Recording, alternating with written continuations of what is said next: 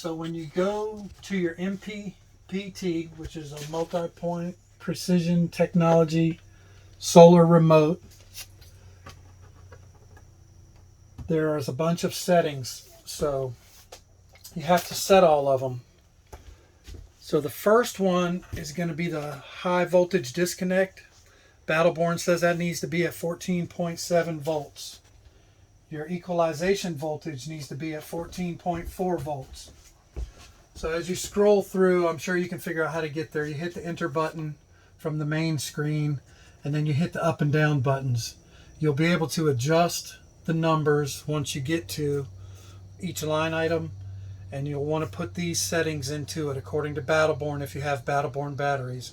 If you have a different manufacturer's batteries, you need to contact them to find out their parameters. So the high voltage disconnect is going to be 14.7 volts. The equalization voltage is going to be 14.4 volts. The bulk absorption voltage is going to be 14.6 volts. Float voltage, 13.6 volts.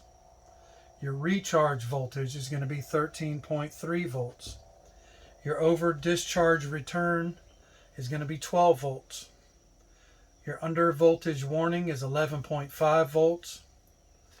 Discharge limit voltage is going to be 10.5 volts.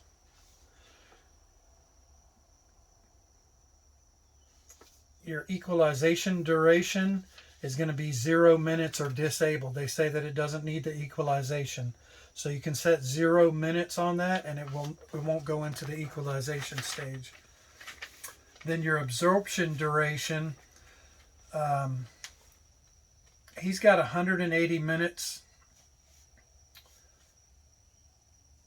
So I think it depends on how many batteries you have. We have 4. I've set it up to the maximum this will go is 240 minutes because I just don't get enough charge with less minutes. And then your equalization interval is 0 days. So there's no days. You don't have to wait so many days to for it to go through that because it doesn't need the equalization. And the temperature compensation, the Battleborn batteries do not need a temperature compensation put in there.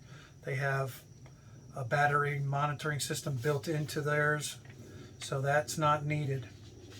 So another setting that I found out about today, this is a 3-stage cycle charger. So it starts off with the bulk, then it goes into a float after so much time of the bulk, and the float voltage is much lower. So there is a force charge button. If you scroll down to the very bottom through battery bank 1, battery bank 2, you'll find a button that says force charge, and then it'll give you options for normal, bulk, or float.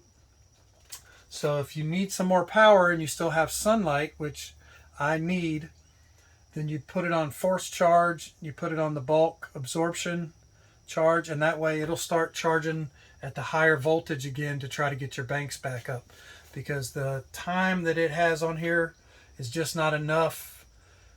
We had plenty of daylight left, but the charging cycle had ended.